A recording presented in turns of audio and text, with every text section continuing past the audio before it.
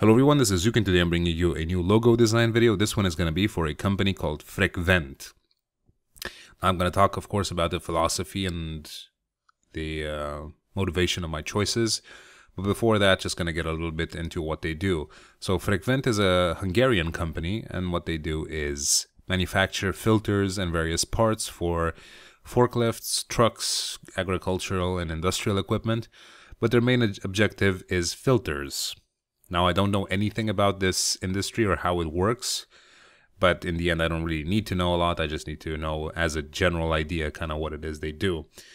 So the name Frekvent, which is also a word in Romanian and obviously in Hungarian, I suppose, which means, as you guessed, frequent, that refers to the fact that they sell frequently used parts. So they basically deal in consumables for industrial equipment.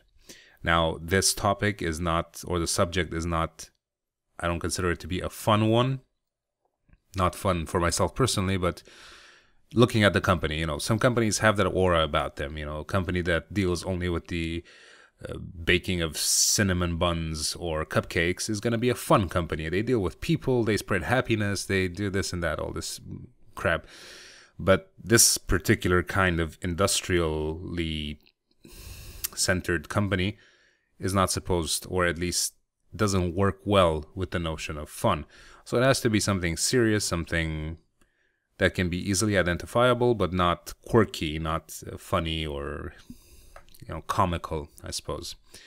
So I explored a bunch of ideas, tried to ask the client for some pictures of the actual objects they manufacture, because I know fuck all about truck filters. And I played around with some little drawings of like filter-like objects and whatnot. But in the end, I decided that going for a simple and yet modern and sort of cool-looking logo was kind of the best choice for this kind of company. So I took the first letter of the word, which is a common practice, of course, which is F, and made something that may seem very random. But if you look at it, you would probably guess that this company deals in something serious or is maybe industrially oriented. And as for the color choices, blue is obviously, I chose a very dark, unsaturated blue, which is blue is, I guess, the standard corporate color, but I didn't want to go for very bright colors that clash with each other, like bright blue and orange, because I've always hated that combination, and it gets used so often. Like even here in Romania, if you drive on a large boulevard, you'll see a lot of stores or boutiques have this combination of blue, bright blue, and bright orange. And it's just, I don't know, it inspires like pain for me personally. So I tried to go a little bit off the beaten path with the blues here. And I went for a more unsaturated, more darker blue. Something hinting towards that, but not really that in itself. And orange, which is, I guess at this point, one of my favorite colors to work with because it fits pretty much everything. It can be fun and serious at the same time. Nothing wrong with that. But I thought it just worked well here. It's just, I guess my gut instinct sort of told me that it's the right choice for something like this. And I went with a lower capital font because, well, I was going to say something smart, but I don't actually have anything. I just thought it fit well. It's not too rigid. It's not too crisp. It's not too serious. It's, I think, a very balanced midway between my style, which I like to think is kind of oriented towards the comical a lot of times, and the very, very serious one. But in the end, my style, which I've always said, is like I try to do as little as possible, not in the sense of laziness, but in the sense of I don't think that it needs a lot. I don't think any design actually needs that much as I see other people do. And I don't mean complexity as in something that just is very complicated, but just adding a lot of stuff on top of it. A lot of designers have, or a lot of designers starting off at least, have the tendency to just pile on shit in a logo because they think it's not good enough or not expressive enough or not a good evidence of their skills. And so they think like, oh, I need to make this even more complicated to show off how good I am. It's not about that. Being good at it, and I'm not saying that I'm the best or anything, like I still have a ton of stuff to learn, and sometimes I really have no inspiration or I come up with something that I eventually am not satisfied with either. But at least I like to think that I have somewhat of a decent aesthetic sense, and I can tell when something works and what doesn't, and that's what a lot of people can't do. They just can't tell if something works or why it works and why it doesn't. So I guess it's a mixture of training, experience, and gut instinct at the same time, like your innate aesthetic sense, which can be used as, well, a lot of people use it as their main point, and even with no training or no experience, they still can come up with good-looking stuff just because they have such a strong aesthetic sense. And I'm sure there is some science behind it, but I haven't read about it, like what makes stuff just work for us humans. And there's a lot of factors to take into account. But usually I try to go for as minimal of a design as possible to express what the company is about. And of course, if you look at this company, you can't really tell that they deal in the manufacture and distribution of truck filters, but you don't need to, because everything else will explain that. What you need is something that catches your eye and that looks good.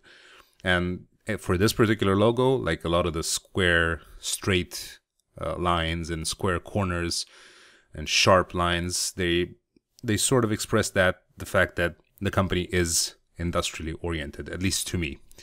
And the client also liked this logo very much, like he accepted it from the very beginning with no changes. This was about the third or fourth logo that I had sent him, and the first couple of ones were, now that I look back on them, were mediocre at best. But this one I think is very nice. And in the video I've also included something which I haven't done before, which is the creation of a style guide. A style guide is basically a flyer for the customer that explains in which way the logo should be used according to my philosophy of creating it. So this style guide is taken from is based on a template, free template taken from imjustcreative.co.uk, which is a designer that I've been following for years now. Very talented. I really like his style. He kind of has the same philosophy I do. Just stick to the minimal and expressive shapes, and something that doesn't have to be insanely complex and over the top to prove a point, So he made these templates available, and that was very nice. And I've been using these for quite a long time. It's a very good and efficient way to let the client know how exactly to use your product, because some people will just slap it on randomly on flyers or envelopes or stuff, and that was not the intended purpose. Or they'll change the colors or squash the box or change the proportions of stuff, and there's thought that went behind each step in this whole operation, and that thought needs to be relayed to the client in a way that he understands it and can apply it efficiently to make his product look the best way it can, because that's what I like to think that's what they're paying for. They're paying for me to make something that'll look good and not something that they'll fuck around with and then it'll look like shit, right? That's not really something that I can take pride in. So yeah, the style guide is quite important, I think, for people that aren't very familiar with what design is about and how to measure proportions and or have an aesthetic sense. And I think it's a very efficient and professional way to handle the final product and sending it to the client. So that's going to be basically it for this video. I've been wrapping up various projects. I just wanted to mention that this is not the recorded video of the initial process. I made the logo off camera, and for this particular video I remade it from scratch and fixed all the colors and adjusted any sort of irregularities that were present in the first one. So I guess this will be the final one that I will send the client. But yeah, I've been wrapping up a lot of projects. In a couple of days I'm going to be heading off to Prague, where I'll live with my girlfriend for a month, as I've said previously. And there will be a lot of cooking videos and a lot of fun stuff and pictures and whatever the hell I can come up with. But I'll also take a bunch of pencils with me and some paper and maybe do some drawing in the downtime or whatever. And the camera, of course, which I'll record everything with. But yeah, that's going to be it for now. Thanks for watching. Hope you enjoyed it. Please rate that shit, and I'll see you guys next time. Bye-bye.